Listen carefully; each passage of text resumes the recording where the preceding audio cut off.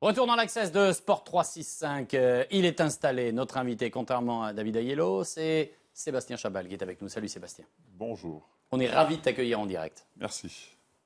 Qu'est-ce qui devient l'ami Chabal? C'est ce qu'on a envie de savoir aujourd'hui. Quel est ton regard actuellement sur le rugby, sur le sport? On rappelle que tu as pris ta retraite cet été avec un titre de champion de France de Pro D2 avec Lyon. Tu es toujours à Lyon d'ailleurs, hein?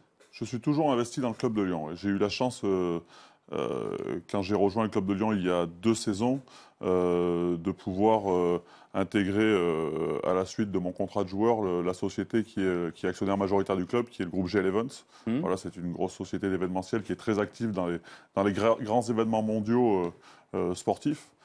Et d'autres aussi, mais ce qui m'intéressait, c'était vraiment de rester dans le sport. Et ce qui me permet aussi de rester au contact du club de Lyon et de rester au contact des joueurs. Donc c'est pour ça qu'aujourd'hui, ça me manque pas trop, parce que ma décision était réfléchie. J'avais plus envie de jouer. Et voilà, aujourd'hui, j'ai envie de dire que j'ai tous les avantages et plus aucun inconvénient. Voilà, je vais regarder souffrir mes copains à l'entraînement. Et tu vas les voir de temps en temps à l'entraînement? Ouais, je suis souvent au club, ouais, quasiment tous les jours de la semaine, je passe au club. Et aussi, ce qui me garde vraiment en contact avec le sport, c'est que j'essaye de créer du lien entre l'association du loup rugby et le secteur professionnel, voilà, parce que c'est souvent deux entités qui sont sous la même enseigne, mais qui se parlent pas trop, qui communiquent pas trop, qui n'ont pas les mêmes enjeux. Donc voilà, on essaye de créer des liens et j'essaye de chapeauter un peu le volet formation. Attends, on va en parler de tout ça évidemment pendant de longues minutes. Je veux juste rappeler quand même que Sébastien, c'est Bourgoin, c'est Seyde, c'est le Racing Métro, c'est Lyon, c'est 16 saisons professionnelles, 62 sélections en équipe de France, 2 Coupes du Monde, 2 fois 4e en 2003 et 2007. C'est 2 victoires dans le tournoi à destination, 2007 et 2010. Et puis c'est évidemment cette réputation de terreur des terrains. Mais t'es pas un vrai méchant, toi. Je crois pas. T'es un mec qui s'engage, mais t'es pas un vrai méchant. Vous me le direz à la fin de l'émission. Voilà, ouais, mais ça c'est facile de bien se comporter devant les journalistes en direct. Non, mais c'est vrai qu'après, l'image qu'un sportif peut donner sur le terrain est généralement assez différente de l'homme qui peut être dans la vie de tous les jours. C'est vrai que mon jeu était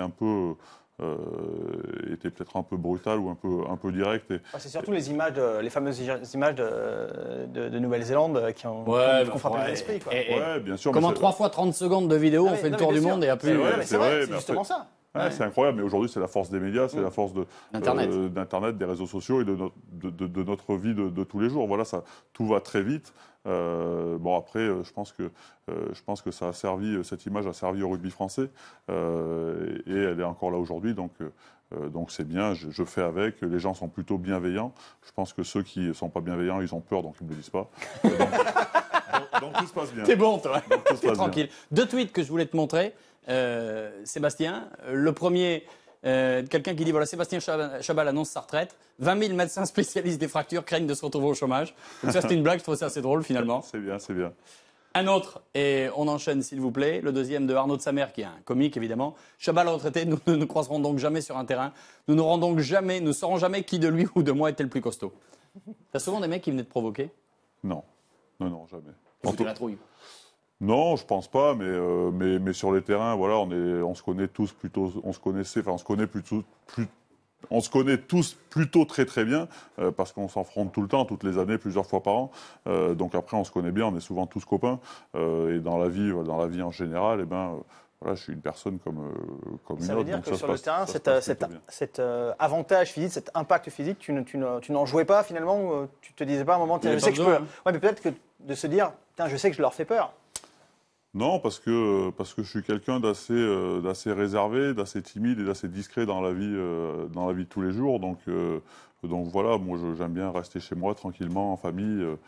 M'exposer, ça m'intéresse pas plus que ça. Donc après aujourd'hui, c'est vrai qu'il y a cette image qui est là et il faut que je fasse avec. Mais voilà, je crois qu'il faut savoir faire la part des choses. Oui, quand tu vas acheter ton pain, ils sont pas terrorisés dans la boulangerie. Non, ça va, je paye pas, mais. Ça c'est bon ça. Les vraies raisons d'une retraite, c'est quoi? C'est marre de s'entraîner? C'est le ras-le-bol. Ouais, c'est le ras-le-bol. C'est la tête. En tout cas, pour ma part, c'est la tête qui avait plus envie de continuer. Je pense que le corps peut souffrir. Je crois que le corps, on peut le pousser dans des retranchements, où on peut l'amener assez loin, même s'il est abîmé, en mauvais état. Mais à partir du moment où la tête a plus envie de faire avancer le corps, je crois que c'est le meilleur moment pour arrêter. Parce qu'après, je pense que c'est un peu tous les sportifs passent par là, tous les sportifs qui sont en fin de parcours passent par là. C'est l'année de trop peut-être, et puis après on risque des blessures, c'est compliqué, et puis on va à de grandes déconvenues et de grandes déceptions. David. Tu disais tout à l'heure que finalement tu n'avais pas connu cette fameuse petite mort. Tu confirmes en fait ce passage difficile entre la fin de carrière et puis l'aspect, l'adrénaline physique aussi qui disparaît. Ça te manque pas? Non, pas du tout. Tu fais quoi comme sport aujourd'hui? Aujourd'hui, très honnêtement, j'ai pas couru 10 mètres depuis 3 mois que j'ai arrêté. T'as pris combien de kilos? Bon, j'ai dû prendre 1 ou 2 kilos, donc ça va pour l'instant. Mais il faut que je m'y remette quand même, parce que la gravité commence à agir. Tu veux dire oui, que le muscle fond, ça se transforme quand même. Et ça se transforme un peu. Le mais poids ça ne se voit pas encore sur la balance. C'est ça. Qu'est-ce qu'on disait? La petite mort, elle n'est pas là finalement. Non, parce que je l'avais décidé depuis un moment. Voilà, je pense qu'à partir du moment où on l'a décidé, et j'ai bien préparé mon après-rugby. Voilà, j'ai bien préparé ma deuxième vie. J'ai envie de dire, nous, les sportifs, on a une vraie chance, c'est de vivre des émotions et des moments que peu de gens peuvent vivre. Voilà, avec une adrénaline et vraiment des émotions fortes. Et on a l'opportunité d'avoir une deuxième vie, donc de se reconstruire dans un autre domaine. C'est sûr. Après, ça peut être un piège, hein. Je suis sûr que tu as des potes qui ont arrêté et qui tournent en rond. Mais beaucoup savent pas parce qu'ils ne sont pas préparés. Et je crois que c'est le problème des sportifs qui sont. Après, les opportunités se présentent à toi, un, parce que tu es intelligent, mais deux aussi parce que tu es Sébastien Chabal. Bien sûr, c'est sûr. Mais j'ai monté des choses toute seule. Voilà, j'ai monté des sociétés tout seul, avec des personnes de confiance. Donc voilà, j'ai envie de dire que j'ai un peu cet esprit d'entrepreneur. Voilà, j'ai envie de construire des choses, de faire des choses pour moi, et je crois que c'est là où on reprend du plaisir. Voilà, se fixer des objectifs et partir de zéro d'une feuille blanche. Et quand tu commences à faire des choses et à construire et que ça marche, ben voilà, tu retrouves un peu les sensations que tu avais dans le sport, parce que le monde de l'entreprise et le monde du sport sont très liés. Une question, tu es riche? Qu'est-ce que ça veut dire riche? Je sais pas, tu as 5 millions sur ton compte, tu en as 10? Non, j'en ai beaucoup moins que 5 sur mon compte. Beaucoup moins que 5. Ouais. Mais tout va bien, moi, la vie est douce. J'oublie pas que le rugby m'a pris par hasard à l'âge de 16 ans, que j'ai eu une évolution très très rapide, et que j'ai vécu 16 années formidables, voilà, qui m'ont amené à l'homme que je suis aujourd'hui. Voilà, le sport m'a formé en tant qu'homme. Et le rugby est une belle école en plus. Le rugby et le sport. Je pense que le sport en général, mais le sport collectif encore plus, parce qu'il y a cette notion de partage, et le rugby est un sport de combat. Donc sans les autres, on n'est pas grand chose. Donc moi, je crois qu'aujourd'hui, je suis riche des expériences que j'ai eues, des gens que je côtoie, et ma plus belle richesse, c'est ma famille, quoi. Voilà.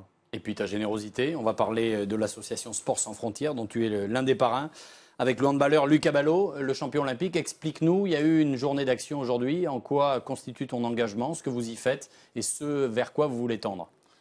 Alors, j'en vois, tu t'es pas changé. Non, j'ai fait ça tout à l'heure. Donc Sport sans frontières est une petite ONG qui agissait principalement dans des pays où il y avait eu des catastrophes naturelles, où il y avait eu des guerres en Afghanistan, Haïti et tout ça. Et ils amenaient un programme qui s'appelait... ils amenaient des programmes pour sensibiliser les enfants. C'était le sport par l'éducation. Et riche de leur expérience. Et pas l'éducation par le sport. L'éducation par le sport. C'est moi qui me suis trompé, pardon. Je m'embrouille un petit peu. Et riches de leur expérience à l'étranger, ils se sont dit, voilà, il faut qu'on crée un programme qui peut marcher chez nous aussi. Donc, ils ont lancé ce programme pédagogie avec des petits modules. Là, cet après-midi, on a fait un petit atelier qui ressemblait à un chat. Quand on joue, même au loup, quand on joue au loup, qu'on s'attrape.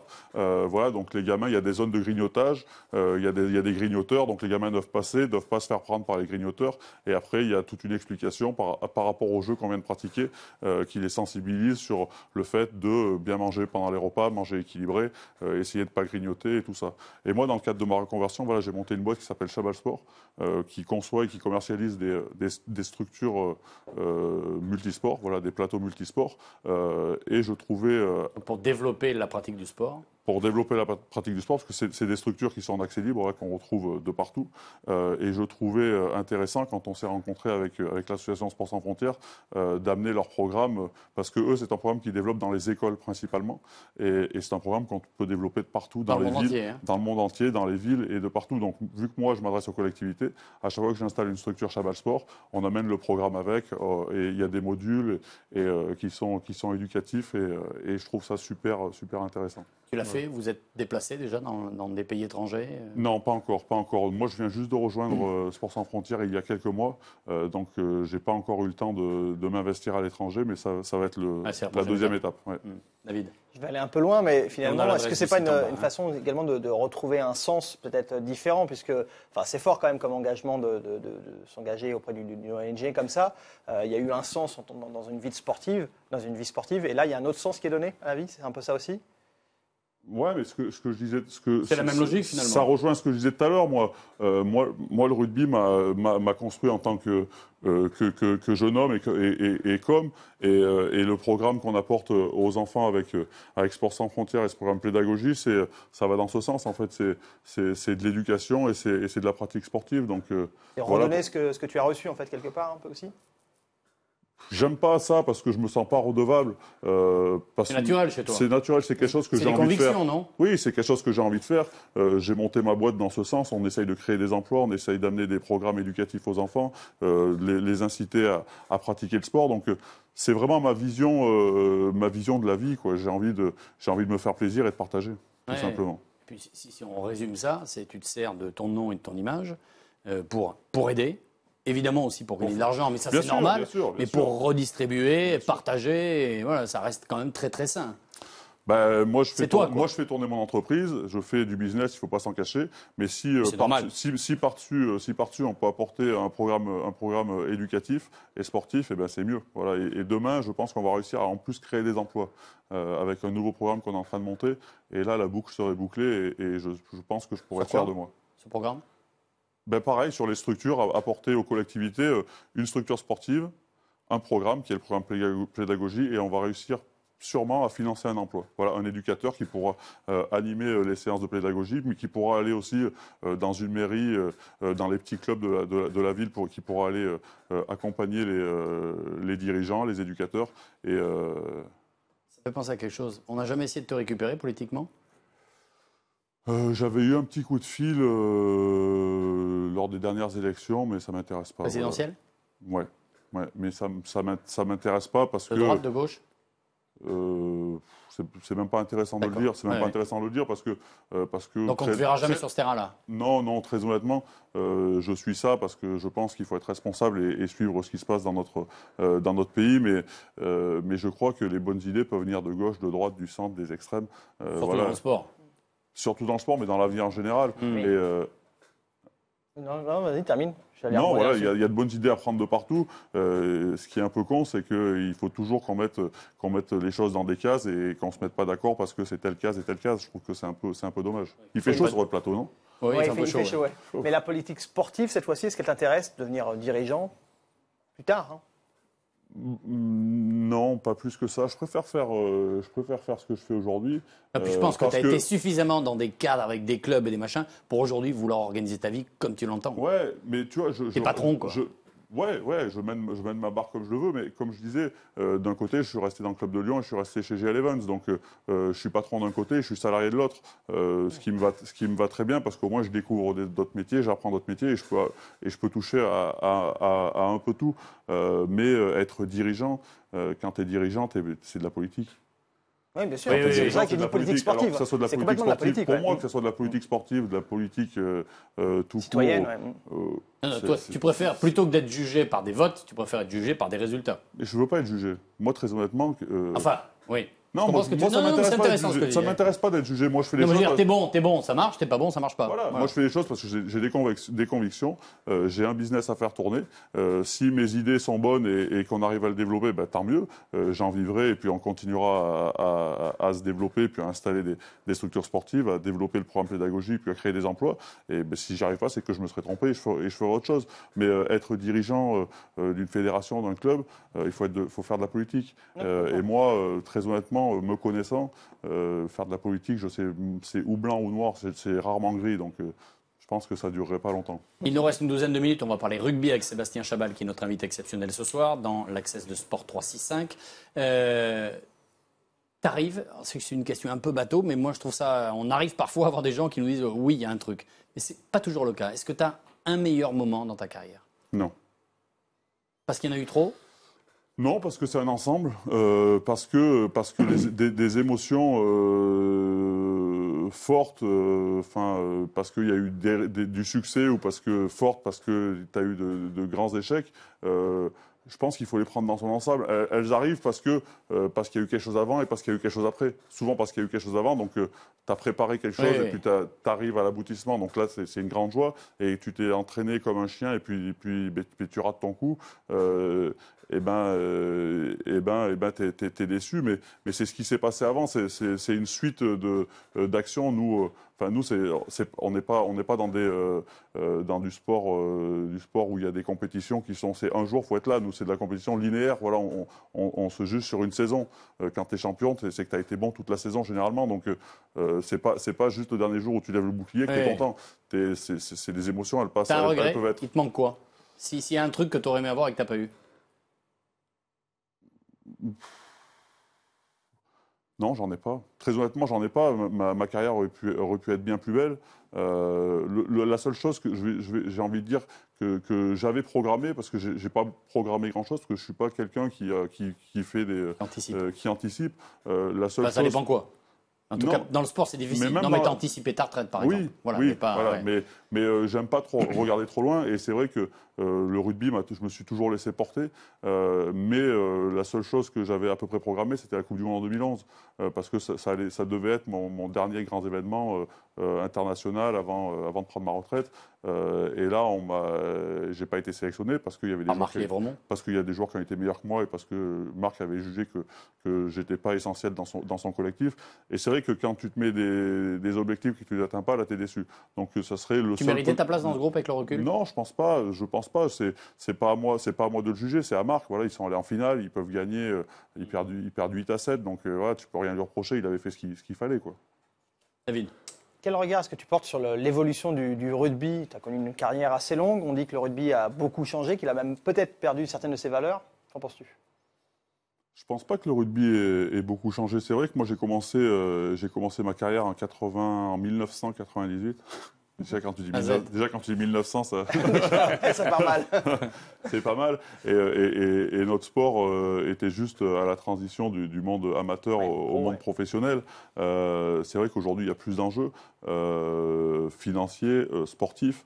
Mais moi, dans les jeunes pousses que je côtoie tous les jours, je trouve pas vraiment de changement. Il y a un peu plus de langue de bois, par exemple, dans le parler des rugbymen. Mais je crois que c'est le sport, c'est le sport en général. Je regardais le début de l'émission quand vous montriez cette image avec c'était McEnroe contre un jeune et Connors, et il y en a de moins en moins. C'est vrai que le sport professionnel, j'ai envie de dire, en tout cas dans notre milieu qui est le rugby, aseptise un peu les caractères. Et je pense que c'est un peu ce qui manque. C'est vrai que les jeunes sont un peu lisses. Aujourd'hui, c'est tellement difficile d'arriver à haut niveau, de jouer en première division et d'avoir une place pour nos jeunes, pour tous les problèmes qu'on connaît dans le rugby français. Hein. On te l'a reproché, toi, de ne pas être lisse parfois?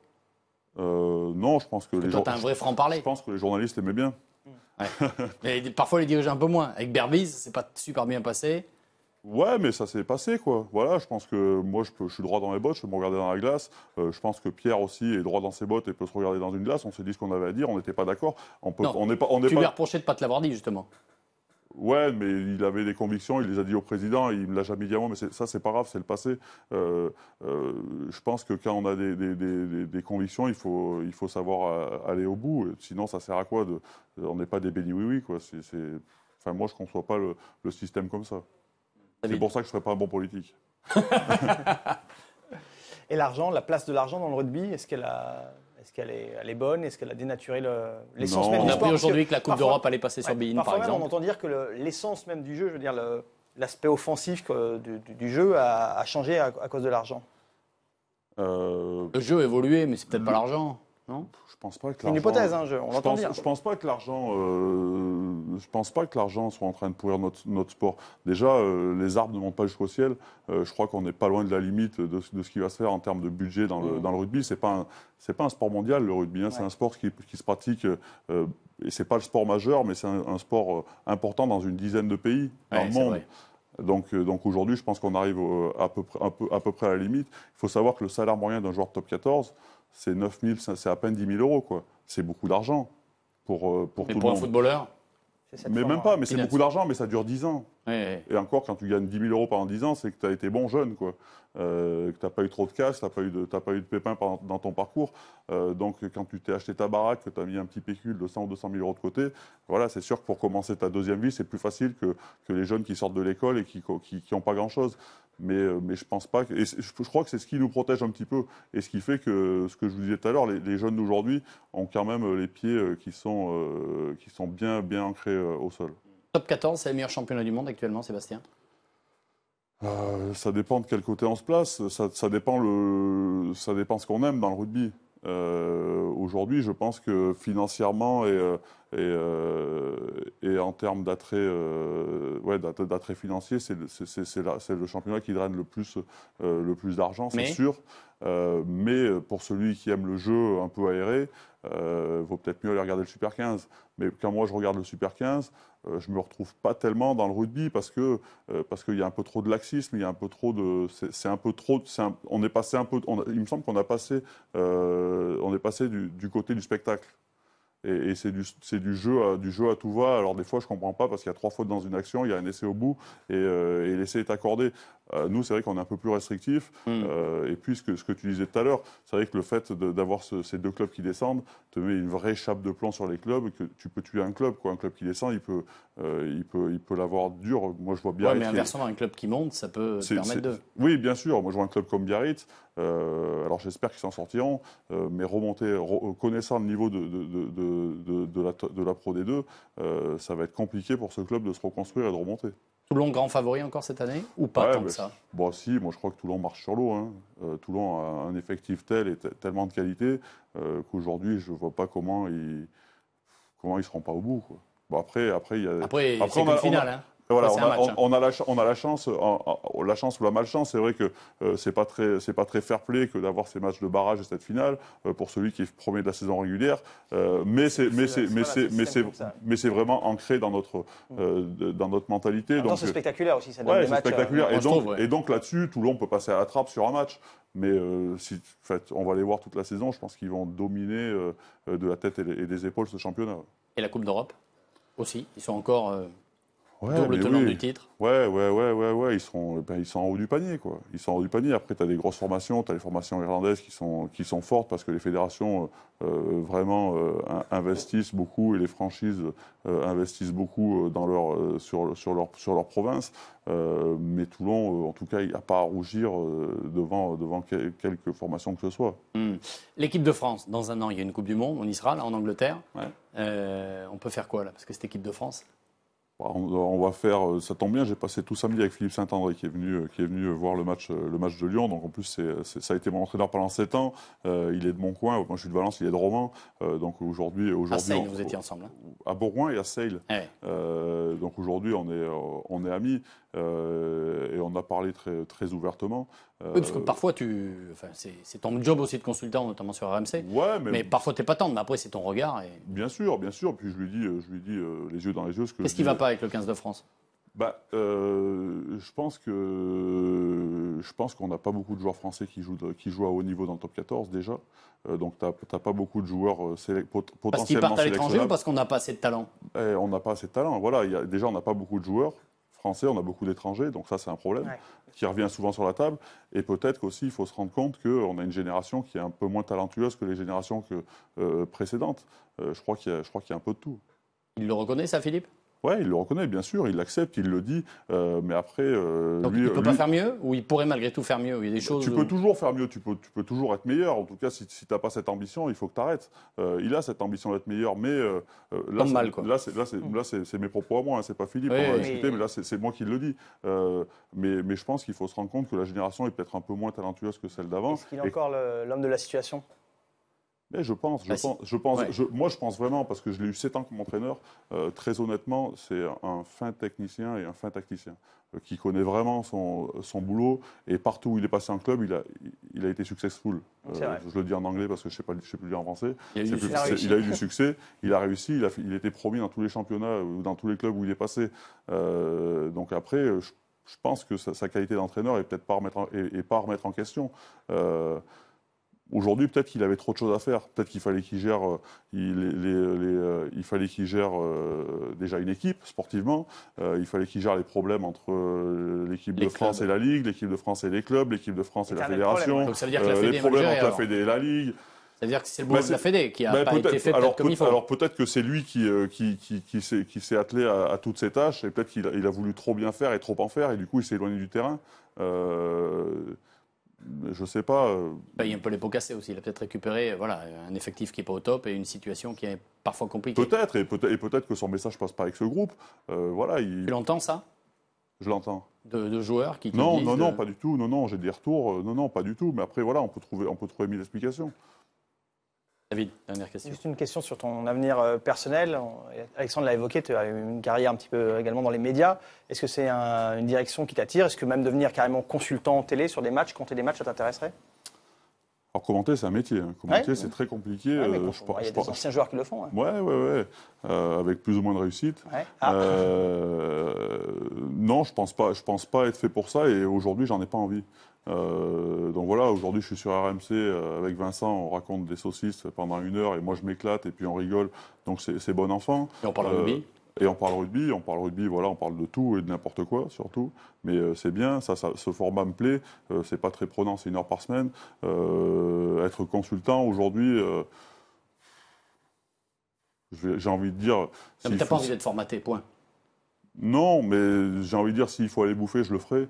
Ou s'il y a un format qui me plaît, j'y irai. Mais aujourd'hui, ce qu'on m'a plus ou moins proposé me convenait pas trop. Donc je préfère faire mes petites affaires dans mon coin, développer les choses pour lesquelles j'ai envie de m'investir, et ça sera déjà pas mal. Ok, merci en tout cas d'être passé nous voir. On rappelle que tu es parrain de l'association Sport Sans Frontières de Chabal Sport Citoyen. Évidemment du côté du Loup, sur RMC, 1 heure par semaine. Merci 1000 fois d'être passé. Merci beaucoup. Une petite chose quand même, je voudrais un petit clin d'œil vous montrer ceci. Regardez, ça se passe du côté de Munich. Il y a ce qu'on appelle le English Garden. Et regardez, une marque de surf a pris l'endroit. Alors c'est une rivière, et il y a une vague donc qui déferle comme ça toute l'année. 24 heures sur 24, on est en plein cœur de Munich. Et voilà, tu traverses cette petite rivière de 4 mètres comme ça, latéralement, de droite à gauche. C'est juste magnifique, c'est au cœur de Munich, nuit et jour. Tu vas à 4 heures du matin, tu as tous les jours des surfeurs, c'est assez génial. Voilà, ça c'était notre petit clin d'œil pour terminer. Demain, la double championne du monde de judo, mademoiselle Agbenenou, et Yvan Bourgnon également sera ici autour de la table. Merci beaucoup. Bon retour du côté de Lyon, parce que tu en pars vite là. Ouais, je m'en vais. Salut à toi. Merci à vous. Il fait moins chaud là-bas. Ah mais là c'est horrible. Faut mettre la clim. C'est Paris, mais non, c'est Paris ça. Il fait très chaud à Paris. Salut à tous. À demain. Merci à toutes ces équipes.